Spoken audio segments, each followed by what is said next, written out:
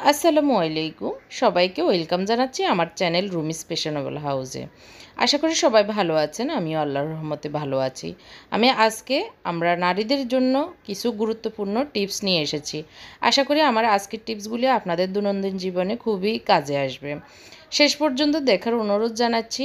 আর যারা আমার চ্যানেলে নতুন এসেছেন, প্লিজ আমার চ্যানেলটিকে সাবস্ক্রাইব করবেন এবং পাশে থাকা ছোট্ট বেল বাটনটিও চাপ দিবেন, যাতে করে আমি নিয়মিত যে ব্লগগুলি দিই সেগুলির নোটিফিকেশন আপনার কাছে চলে যায়।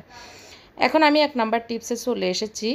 1 নাম্বার টিপসটি হচ্ছে, আমরা প্রায় সময় আমাদের বাসায় মেহমান আসে বা আমরা নিজেদের জন্য আসলে ডেকোরেশন করে যদি একটু আমাদের টেবিলে সাজিয়ে গুছিয়ে নাস্তা তারপর খাবার পরিবেশন করি, তাহলে যত মানে নর্মাল খাবারই হোক না কেন সেটা অনেক বেশি গুরুত্বপূর্ণ হয়ে যায়, অনেক বেশি সৌন্দর্য বেড়ে যায়। তো এরকম একটা টমেটোকে আমরা যদি এইভাবে কেটে যে কোনো খাবারের উপরে দিয়ে দিই, খুবই সুন্দর লাগে। তো খুবই সহজে কাটাটা আমি দেখিয়েছি, খুবই ইজি কাটাটা।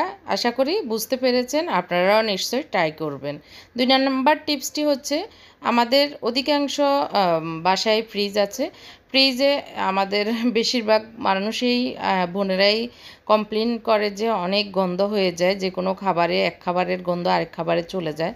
তো এই গন্ধটা দূর করার জন্য বিশেষভাবে অনুরোধ জানাবো, সেটা হচ্ছে জিনিসপত্র বক্স টক্স একটু কম রাখা। আর যদি রাখতেও হয় গন্ধ হয়েও যায়, তাহলে এই টিপসটি ফলো করতে পারেন। একটি পত্রিকায় এরকম পানি দিয়ে একটু ভিজিয়ে, এভাবে পানি দিয়ে একটু নরম করে ভিজিয়ে একটা বলের মতো করে আমরা এইভাবে ফ্রিজে 7-8 ঘন্টা রেখে দিতে পারি। রেখে দিলে এই টিস্যু অথবা পত্রিকায় অবজার্ভ করে নেবে গন্ধ, দুর্গন্ধ, যে কোনো দূষিত গন্ধটাই। তো এইভাবে আপনারা এই টিপসটি ফলো করতে পারেন। এখন আমি 3 নাম্বার টিপসটিতে চলে এসেছি। সেটি হচ্ছে, এখন যেহেতু বর্ষাকাল, আমাদের চিনি, লবণ এগুলোতে একদিকে পানি বেরিয়ে যায়, অন্যদিকে হচ্ছে ফিবরা ঢুকে। তো সেটা দূর করার জন্য প্রথমত আমি যেটি ইউজ করছি সেটি হচ্ছে চাউল। আমি চিনি বয়মের নিচে আর কি চাউল দিয়ে দিয়েছি অল্প একটুখানি। এটা দেওয়ার মানে হচ্ছে, আপনার যে চিনিতে ভিজে ভেজা ভাব থাকে চারিদিকে লেগে যায়, সেটা আর লাগবে না, একদম শুকনা শুকনা থাকবে। দ্বিতীয় হচ্ছে, ফিবরা যাওয়ার জন্য আমরা অবশ্যই এই টিপসটি ফলো করব, তাহলে আর কখনোই কোনো ফিবরা চিনিতে বসবে না আর ঢুকবে না আর কি। তো সেটা হচ্ছে লবঙ্গ। 4-5টি লবঙ্গ চিনির উপরে দিয়ে দিলে আর কখনোই ফিবরা চিনিতে আসে না। এখন আমি দেখাবো লবণে কীভাবে স্বেচ্ছাতে লবণ ভিজে যাওয়াটা দূর করা যায় সেটা।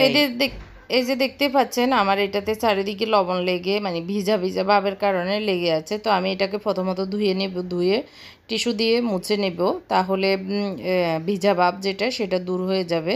তো আমি ধুয়ে আমার আরেকটা লবণদানি, সেটাতেও আমি দিয়ে দিব এখানে চাউল। অবশ্যই এই চাউলটা ইউজ করলে আর ভিজা ভেজা ভাবটা থাকবে না, ঝরঝরে লবণ হবে। তো প্রথমে একটু চাউল দিয়ে তারপরে লবণগুলো আমি ঢুকিয়ে নিচ্ছি।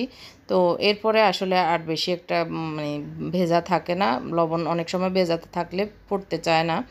তো আমি দুটাতে ঢুকিয়ে নিয়েছি। তো এইভাবে খুব সহজেই পড়ে যায়। তো আমার এখন 4 নাম্বার টিপসে আমি চলে এসেছি। সেটি হচ্ছে, আমাদের এই যে কাপগুলি আমরা সব সময় ইউজ করি, তো অনেক সময় এই কাপের ভিতরে যে দাগগুলি চায়ের, সেগুলি আসলে যত ঘষা মাজাই হোক না কেন ওইগুলো উঠতে চায় না। তো সেটার জন্য খুবই ইজি একটি টিপস, সেটি হচ্ছে, এই যে আমার এই চায়ের কাপটাতে দেখতে পাচ্ছেন খুবই দাগ পড়ে আছে, মনে হচ্ছে যে ধোয়াই হয়নি, কিন্তু আসলে আমি ধুয়ে নিয়েছি কিন্তু উঠে নাই।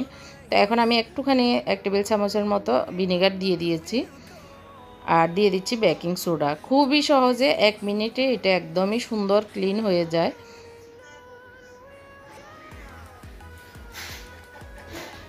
আধা চামচের থেকেও একটু কম দিচ্ছি আর কি, এরকম। তো একটু নেড়ে চেড়ে, যদি আপনার সময় থাকে 1-2 মিনিট রেস্ট দিয়ে দিলেও কিন্তু খুবই সুন্দরভাবে উঠে যায়। আর সময় না থাকলে এভাবে দিয়ে সাথে সাথেও ধুয়ে নিতে পারেন। এই যে আমার আরেকটা কাপেও একই অবস্থা। তো আমি এটাকেও একটু এই মিশ্রণটা দিয়ে দিচ্ছি, আর কিছুই লাগবে না, জাস্ট এটুকুতেই কিন্তু খুব সুন্দরভাবে উঠে যাবে। এর আগে কিন্তু আমি অনেক ডলাডলি করেছি কিন্তু উঠেনি। তো এখন আমি দেখিয়ে দিচ্ছি খুবই সহজে, 1-2টা ডলার পরে কিন্তু এটা অনেক সুন্দরভাবে উঠে গিয়েছে। 2-3টা ডলার পরে আমি এটাকে এখন ধুয়ে নিচ্ছি।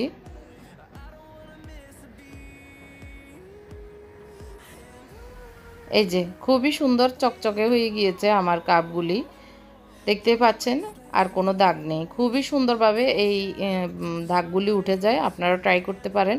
অনেক সময় মানে হ্যান্ডেলের জায়গায় অনেক লাল হয়ে যায়, সেগুলোই উঠে যাবে এভাবে।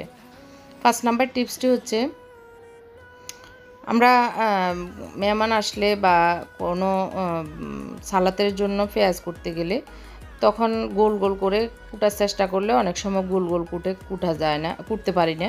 তো সেজন্য এরকম একটা কাঁটা চামচ দিয়ে গেঁথে চুরিটা ঢুকিয়ে ঢুকিয়ে কাটলে খুবই সুন্দর গোল গোল হয়ে যায়। আমার আজকে বড় পেঁয়াজ নেই, আমি একটি ছোট পেঁয়াজ দিয়ে দেখাচ্ছি, দেশি পেঁয়াজ। তো এটাতে আর বেশি ভাগ করা যায়নি। তো তারপরে আমি আপনাদেরকে একটু বলে দিচ্ছি আর কি, এরকম গোল করার জন্য আপনি যেটাই কাটেন না কেন এরকম কাটার চামচের সাহায্যে খুব সহজে গোল গোল করে কেটে নিতে পারেন। 6 নাম্বার টিপসটি হচ্ছে, আমাদের প্রায় বাসায় কিন্তু টিকটিকির জ্বালায় আমরা সইতে পারি না, অনেক অসহ্য এই টিকটিকির জ্বালা। অনেকে তো আসলে রীতিমতো ভয় পায় টিকটিকি, বিশেষ করে মেয়েরা ছেলেরা। তো এই টিকটিকি থেকে দূরে থাকার জন্য আমরা এই টিপসগুলি ফলো করতে পারি। টিকটিকি পেঁয়াজের গন্ধ এবং রসুনের গন্ধ কিছুতেই সহ্য করতে পারে না, এই গন্ধটা ওদের একদমই মানে বিষাক্ত। তো এই পেঁয়াজ কুটে রসুন কুটে আপনি যে কোনো একটাও দিতে পারেন বা 2টাও দিতে পারেন, যে কোনো একটা যে জায়গায় টিকটিকি আছে সেই জায়গায় এই পেঁয়াজ এবং রসুনের টুকরাগুলি ছড়িয়ে ছিটিয়ে যে জায়গাগুলোতে টিকটিকি আছে দিয়ে দিতে পারেন। আর এটা যদি এভাবে না দিতে চান তাহলে 2টারই পেস্ট করে স্প্রের বোতলে পেস্টটা ঢুকিয়ে স্প্রে করেও দিতে পারেন, তাতেও মানে টিকটিকি আর থাকবে না।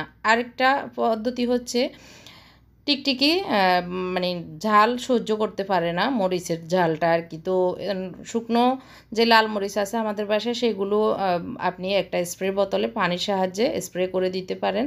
আবার গোলমরিচও ঝাল, সেটাতেও আপনি একটু পাউডার করে সেটার স্প্রে করেও আপনি দিতে পারেন, বা অথবা চারোটাও আপনি একসাথে একটা মিক্সারে ঢুকিয়ে স্প্রে করে যে জায়গায় টিকটিকি আছে দিলে আপনার টিকটিকি আর বাসায় থাকবে না।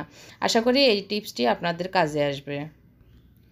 4 নাম্বার টিপসটি হচ্ছে, আমাদের প্রতিটি ঘরে এরকম খুন্তি কাঠের বাঁশের তৈরি এগুলি আছে।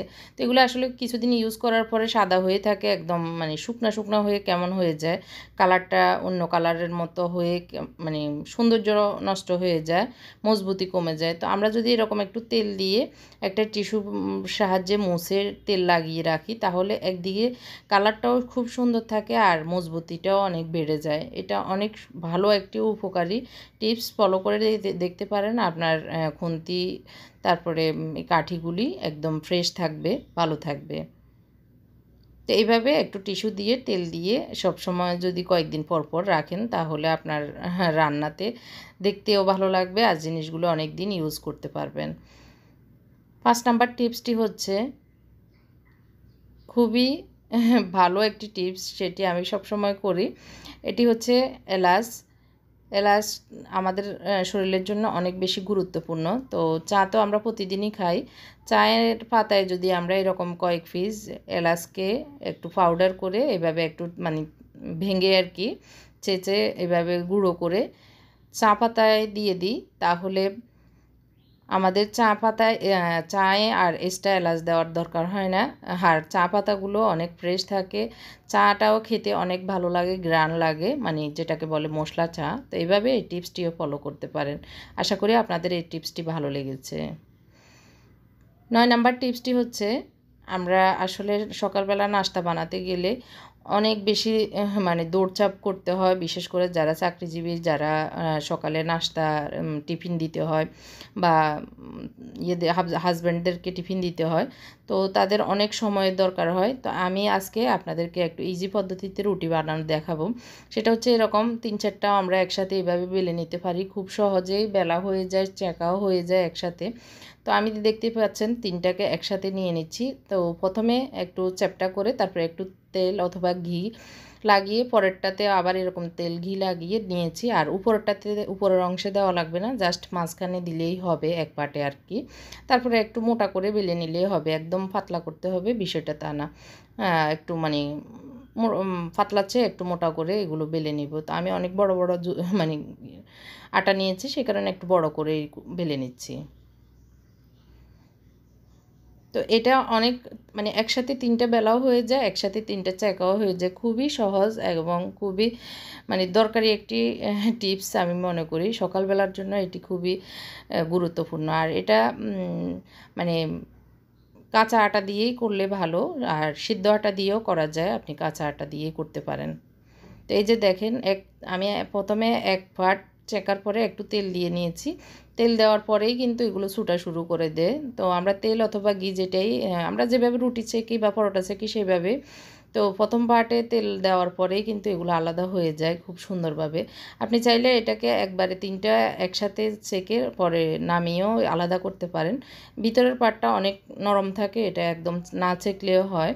তারপরে আবার এভাবে খুলে আপনি তেল লাগিয়ে বা ঘি লাগিয়ে এভাবেও ছেঁকে নিতে পারেন। তো আমি 2 পদ্ধতিতেই দেখাচ্ছি। 3টাকে এভাবে খুলে খুলে আপনি যদি এভাবে ছেঁকেন তাহলেও সহজ, মানে 3টা একসাথে ছেঁকা হয়ে যাবে। আলাদা আলাদাভাবে আবার সময়ের দরকার হবে না, সময় নষ্ট হবে না। তো আমি একটু উল্টিয়ে দিচ্ছি, যে পিঠটা কম হয়েছে সেই পিঠটাকে।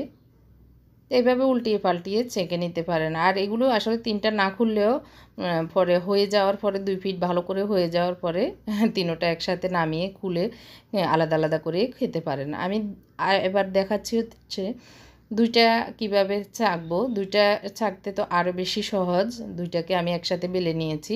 তো এই যে আমি প্রথম 1 পিঠ হওয়ার পরে দ্বিতীয় পিঠ যখন একটু হয়েছে একটু ঘি লাগিয়ে নিচ্ছি। তারপরে এই পিঠে আরেকটু ঘি লাগিয়ে নিচ্ছি। তো চিন্তার কোনো কারণ নেই, দেখতে পাচ্ছেন রুটিগুলো কিন্তু ভিতর থেকে খুলে যাচ্ছে।